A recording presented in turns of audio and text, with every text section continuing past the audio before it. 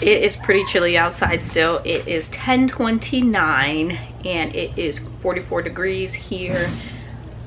I just opened my window and I was like, oh wait, am I sure I want to go outside? But we're going to be in the greenhouse or the hoop house, so hopefully it'll be a little bit warmer in there. Well, not hopefully, it will be a little bit warmer in there. It is almost seed starting time, and before I can start seeds, I want to start seeds inside my hoop house.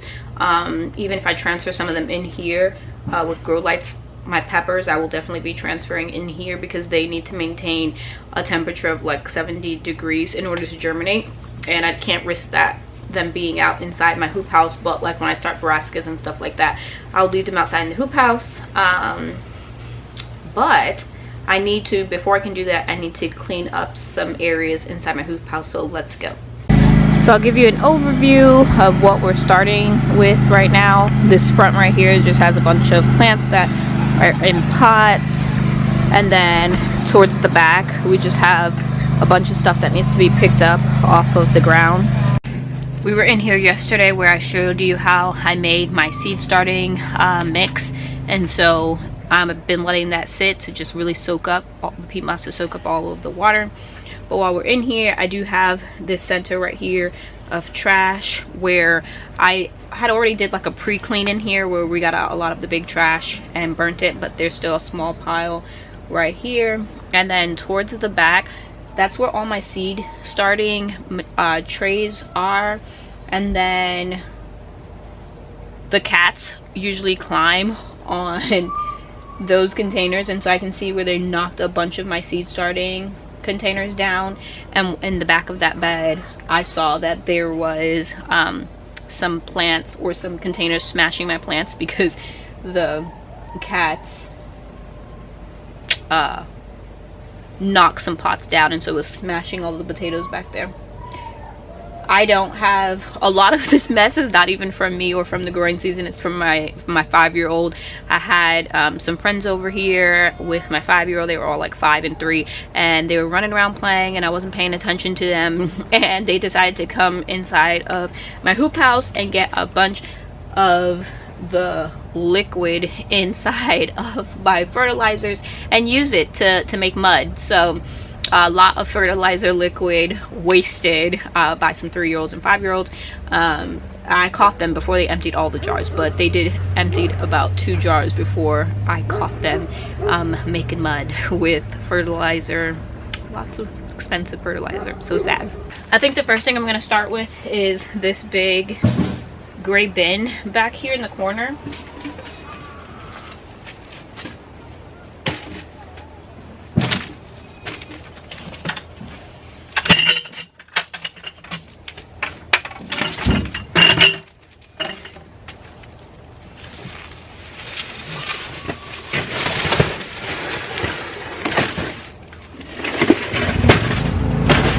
This bin, it has all of my seed starting trays. A lot of these containers are the cheap plastic ones that they've been melted by the sun. I bought these in bulk when I wanted to sell seed starts.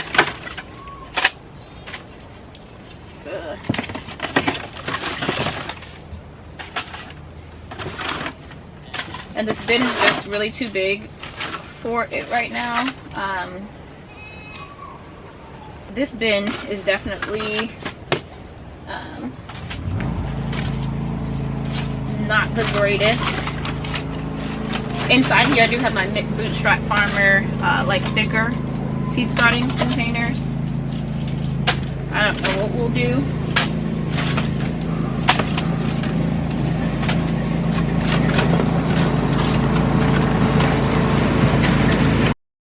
Cleaning out this hoop house was definitely one of those big tasks that needed to happen before seed starting can officially begin. And now that I got it all cleaned out, I'm so excited to know that seed starting season is upon us with the new growing season. And I have lots of goals that I hope to accomplish this season. And so this was one of them, and I'm happy to start off the season right. All right, I'm gonna move to the side so I can show you an overview from the front door what it looks like. But I still have this, can you see it? There's a small little pile of trash right there that Nail went to go get me the broom and dustpan so I can sweep up. Oh, I forgot about this right here. I cleaned this area up right here, but I do have to take these potting trays.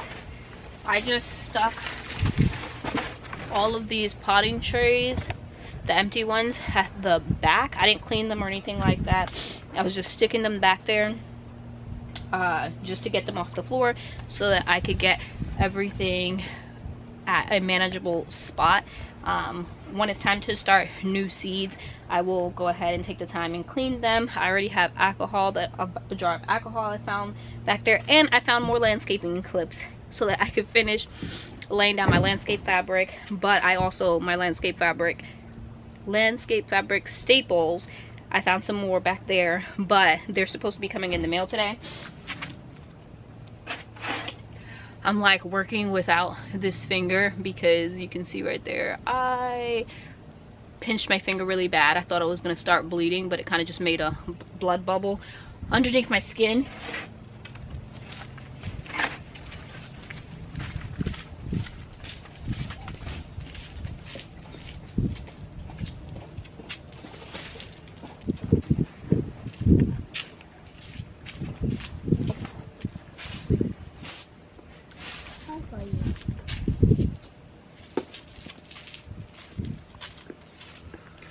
So basically everything, I'm leaving the plants up front, and once we get this all swept up, it's gonna be ready to start seeds. If you leave soil on this landscape fabric, weed seeds can begin to grow up through the landscape fabric or on top of the landscape fabric, which makes it easy to pull, but it also is kind of annoying. And so I was just sweeping up the big bulk of soil that was on the landscape fabric. But I've also thought about putting landscape rocks down, but we shall see. That is it! Yay! It looks so great. So I have all of, this is blueberries, bananas, elderberries, all of my peppers, and then I put all of my fertilizers. You can't really see them, but there's fertilizers, and then there's, what are these things called? Natural, like BT, for pesticides. Oh, you have to remove my peppers from down there. I mean from up there. These are sweet peppers. And all of these are spicy peppers. Got my peat moss. I did put my little garden chair and table in here because this is where I'm probably going to be starting seeds. But guys, do you guys reuse your plant tags? As I was cleaning up the garden and inside here, I found all of these plant tags that has the names on it, and I just couldn't throw it away because I could still read what they were. Do you guys save your plant tags, or are they all gone by the time the new season starts? Like that clearly says Arkansas travel, and I'm going to start that again, so I'm going to keep those. But I do have a bunch of new ones if I need to. Then I still have my container of seed starting mix. This is the last container that we need to bring to the burn pile. And then everything is nicely put up onto the shelving. I think I'm going to, right now, all of those are dusty. All of my trays are dusty. I'm going to wash them, like I said, before I use them. I have my alcohol, my peroxide, my spray bottle. I use this solar, it repels moles and voles in my old garden. And I bought it again for here in case I needed it. And I haven't needed it, so I haven't used it. But recently I started seeing some holes inside my garden that looked really deep, and I was wondering if it was voles or moles. And so I think I am going to start put that out this year, and I'm so grateful that I have it because it did work in my previous garden in my old neighborhood, because there I did have voles. My dogs used to catch them and bring them dead to the back patio. And so hopefully that still works, because I've had it for 2 years, but it's obviously still in the wrapper and I have not used it. And then I have my shade cloth right there. I'm trying to think, where is my other roll of shade cloth, because that's just one piece and we have to cut that, I believe, to make that fit. But I did put my shade cloth there. I put all of my fabric cloths there. This I didn't use last season, but it's to make, it's an aerator to make compost tea, so for like worm castings, or even if I want to make comfrey tea, that kind of just aerates it and keep it bubbly. And yeah, so everything is nice and neat up there. I do still have some DE, and it's sitting on the ground, and obviously this ground is outside, so it still rains and stuff like that, and so you can see where it kind of, I can't move this bag without it all coming apart. And so I was thinking about putting on a mask and getting my 5-gallon buckets and pouring the good top that's not wet into a 5-gallon bucket so that I could clean this up, but I haven't yet. And this is what I use to separate my worm castings for the worms. And I also have, this is what I'll be using for my cut flowers. It's netting, the same netting. It's the same kind of netting that I have right now inside my garden that I meant to use last year, and I never put it up for my cherry tomatoes. I'm not sure if I'm going to grow cherry tomatoes in that spot. I did for the last 2 years. This time I'm thinking about growing more dwarf tomatoes, because some of the dwarf varieties that I have only go up to like 4 feet. Like some of them are 2 to 3 feet and some are 3 to 4 feet. So I was thinking that would be a really good place, because those T-posts are 6 feet and we put them into the ground, so that probably that fencing is probably about 4 feet, and that would be perfect to grow my dwarf tomatoes in. So that's why I'm thinking about growing my dwarf tomatoes. But since I have that extra netting, and that will actually be for my log raised beds where I'm going to be growing cut flowers, because it can keep the cut flowers from like the wind and stuff blowing them over and keeping the stems nice and straight. At least that's my hope. We shall see. And then I have this cedar right here, this earthquake cedar that I have not used, because that was another reason why I changed my beds to longer beds, is because this works better with longer beds. But now that I have longer beds, I'm definitely going to be trying out my earthquake cedar that I got like a year or 2 ago. Now that we got everything cleaned up in here, I feel so much better about this space and about being in here. One of the things that I had been thinking about previously is adding 4 more beds along this side. Either 4 more raised beds like these Forever Garden beds, or adding in an in-ground area right here. I'm not really sure, so I haven't done it. You guys can let me know your thoughts. Should I add 4 more Forever Garden beds along this side, or should I do an in-ground garden in here along the wall, like probably 2 feet, so the same width as the Forever Garden beds, but make it, you know, the length of this whole greenhouse, so it'd be 2 by 32 feet? Or should I just leave it? Reasons being, so just being able to have more growing space in the winter time, for more like things that I can overwinter.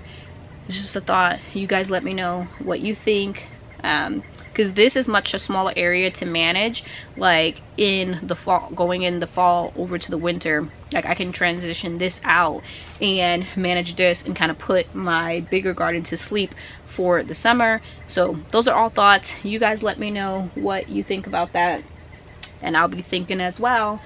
Thank you guys for hanging out with me as we got this greenhouse cleaned. I'm so excited about it. It feels so good. I guess the next thing would be writing out all of these tags, or cleaning these tags, and then, which I'll probably pay one of my girls to like clean these, wash them off, and then finding the tags. I did use finding the tags. Let me finish my thought. Finding the tags that I'm going to be starting, that I know I'm going to be starting. And then the second thought that I was going to say is it won't wash off because I used garden marker, which I had 2 garden markers last year and I have no idea where they're at. So that's probably, I'm so glad that I thought about that, because I had been looking for it casually in my house, have not been able to find it. And I just cleaned this.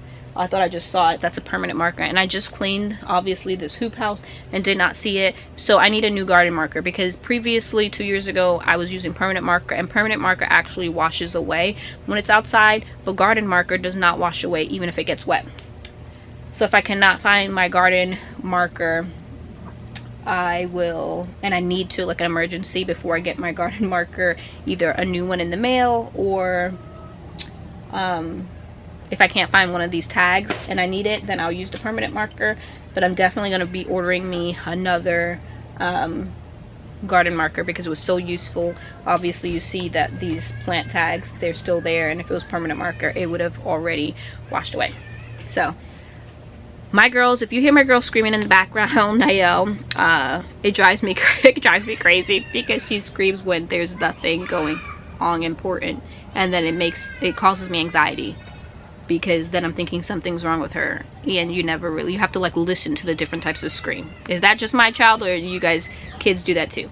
I'm gonna go so I can tell her to stop screaming, and I'll see you guys on my next video. Bye.